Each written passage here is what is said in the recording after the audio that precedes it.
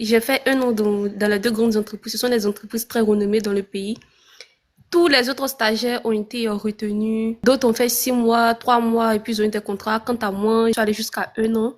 Malheureusement, rien. Ça fait maintenant 2 ans. J'étais très bien, je travaillais très bien, tout et autres. Et à chaque fois, on me recalait. Et il y a tout récemment un grand frère du quartier. Il m'a fait savoir que ma situation n'est pas simple, qu'il faut que je fasse des trucs. Bon, moi, je suis un peu hésitante. Et quand j'ai expliqué ça à ma maman, elle m'a dit de ne jamais faire, de ne pas me lancer dedans.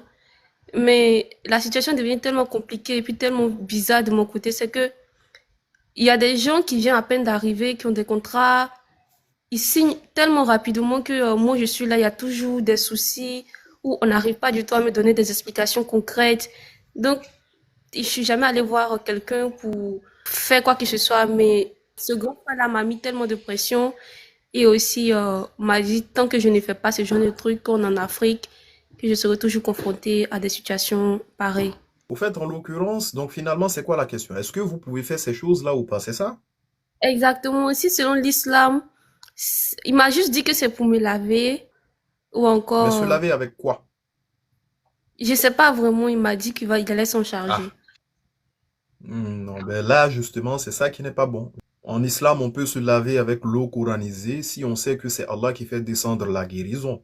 Je l'ai dit tantôt, Ibn Taymiyyah, Ibn al-Qayyim et certains savants nous disent il n'y a aucun souci à écrire des versets du Coran pour diluer de sorte à boire ou se laver avec, ou bien il n'y a aucun souci à réciter des versets du Coran sur l'eau pour boire, se laver avec.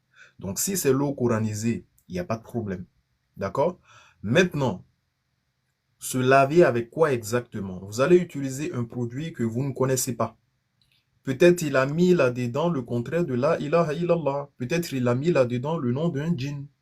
Peut-être il a mis là-dedans du shirk, de l'associationnisme.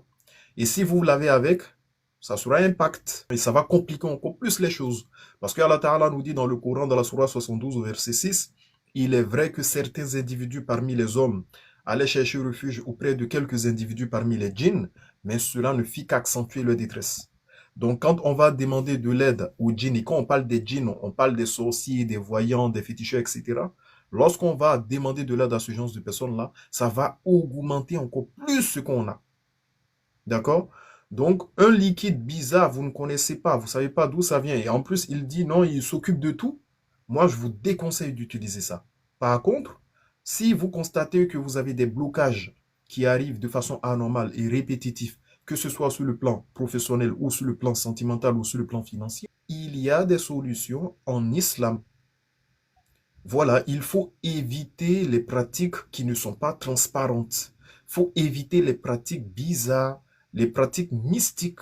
Il y a la ruqya légiférée, qui est pratique et qui est efficace. D'accord? Donc, évitez de faire ça. Aussi, il faut savoir que, là, je parle dans un sens général, tout n'est pas forcément mystique. En islam, il y a 6 piliers de la foi. Le sixième pilier, c'est le destin, la croyance au destin. Que ce soit, on va dire, dans l'épreuve, ou que ce soit positif, ce qui doit nous arriver va nous arriver. Donc nous, en tant que croyants, on dit Alhamdulillah ala kulli hal. Si c'est ce qui nous arrive aujourd'hui, ben Masha'Allah. D'accord? Maintenant, les solutions, on les a dans un cadre licite. L'islam a apporté des solutions. Il faut faire un traitement ruqya qui est légiféré. Inch'Allah, ça va le faire.